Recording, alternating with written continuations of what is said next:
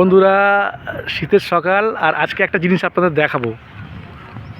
যারা ভাবছেন অল্প বয়সে বিয়ে করব, বিয়ে করার জন্য রাত দিন জেগে ভাবছেন সোনা তোমাকে ছাড়া পাবো না, তোমাকে ছাড়া বাঁচবো না, তোমাকে ছাড়া পৃথিবী অন্ধকার, তুমি পেলে জীবনের শখ, মানে সব, বা তুমি একমাত্র সব কিছু।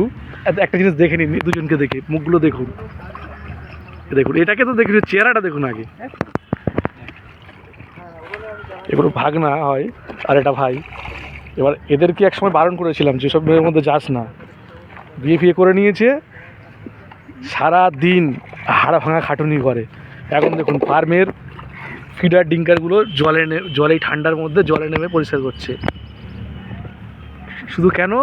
কারণ নিজের বউকে ঠিক রাখতে হবে, বাচ্চাকে ঠিক রাখতে হবে। এরা বাচ্চা বাবা হয়ে গেছে, ভাবুন। এইসব ছেলেগুলো মুখটা চিনে রাখুন। ওকে দেখুন, এর না ঠিক আছে, একটু বয়স বেশি আছে, এই বাঁদরটাকে শুধু দেখুন, চিনুন। এটা নিয়ে তুই কিছু বলবি? সংসার কেমন চলছে তোর? কেমন চলছে সংসার বল? যে অল্প বয়সে বিয়ে যারা করতে চাইছেন, যারা ভাবছেন যে সোনা তোমাকে ছাড়া বাঁচবো না অল্প বয়সে, সে একটা কথা হয় না যে অল্প বয়সে পাগলে ড্যাশ তার দুঃখ চিরকাল। তো এটাই হচ্ছে ব্যাপার। রাখুন, এও সেম জিনিস, এও আগে সকাল সকালে সে কাজ বাজ করতো, এখন দেখুন এই বাইক ভেঙে গেছে, সারা পয়সা নেই। এও একই ব্যাপার।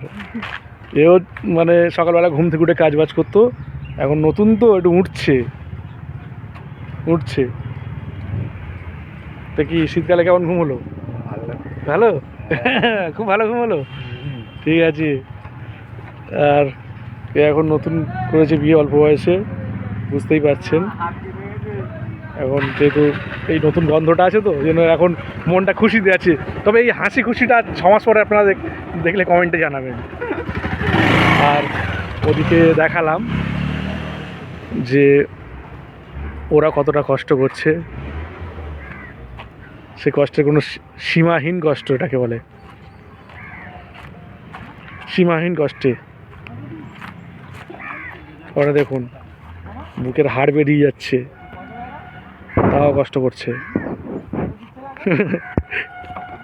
এ তাকা, দিকে একটু তাকা, তোর চেহারাটা দেখুন একবার। ওকে আমি অনেকবার দেখেছি নিজে কাঠ ভেঙে নিয়ে যেতে রান্না করার জন্য, গ্যাস বাঁচানোর জন্য। আবার ও একটা মাছ কিনে কদিন ধরে খাস তোরা? কষ্ট, তবে ছেলেটা কষ্ট করে, কাঠ ভেঙে নিয়ে যায় বইয়ের জন্য। আর সবচেয়ে মজার ব্যাপার হলো আমাদের গাছ থেকে কাঠ ভেঙে নিয়ে যায়, কিন্তু কিছু বলি না। এই কঙ্কাল চেহারা। এখন তো কটা বাচ্চা?